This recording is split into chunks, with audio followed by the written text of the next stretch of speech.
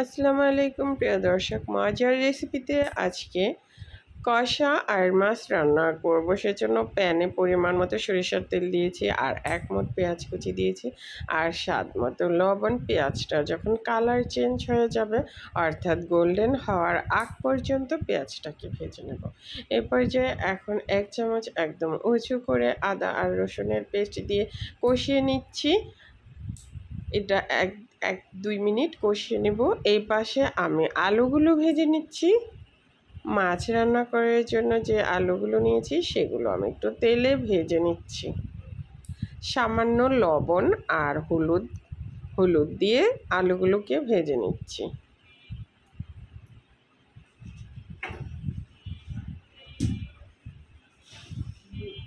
এখন আলুর সাথে এই যে উস্তাগুলো ভেজে নিচ্ছি। ছোট ছোট যে উচ্ছে সেগুলো ভেজে নিচ্ছি। এই উচ্ছেটা দিয়ে রান্নার কারণে এই মাছের স্বাদটা অনেকাংশে বেড়ে গেছে আর ভীষণ মজার হয়েছিল মাছ রান্নাটা। এই যে দেখেন লাইট গোল্ডেন কালার করে আলু আর উচ্ছেগুলোকে ভেজে নিলাম। এখন ছাঁকনার সাহায্যে উঠিয়ে নিচ্ছি। আর এদিকে আমার এই যে আদা আর রসুনটা কষানো হয়ে গেলে 1 চা চামচ ভর্তি করে মরিচের গুঁড়া, 1 চা চামচ হলুদের গুঁড়া, 1/2 চা চামচ জিরার গুঁড়া, 1/2 চা চামচ ধনিয়ার গুঁড়া দিয়ে এখন মশলাটাকে কষিয়ে নিচ্ছি। আর 1/2 কাপ পানি দিয়ে এখন মশলাটাকে 2-3 মিনিট চুলার আঁচ লো ফ্লেমে রেখে কষিয়ে নেব। মশলা যত ভালো করে কষাবেন ততই মাছের স্বাদ বৃদ্ধি পাবে। মশলা কষানো হয়ে গেছে, মশলা থেকে তেল ভেসে উঠেছে। এখন মাছগুলো দিয়ে দিলাম। আর মাছ একটু লবণ মাখিয়ে শক্ত করে নেবেন, তাহলে দেখবেন মাছটা গলে যাবে না।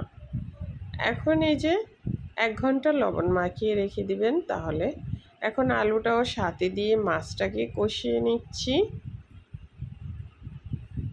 এটা অন্য কোনো বড় মাছ দিয়েও এভাবে রান্নাটা করতে পারবেন, যেমন পাঙ্গাস মাছ, রুই মাছ, কাতলা মাছ, এইসব মাছও রান্না করতে পারবেন এভাবে।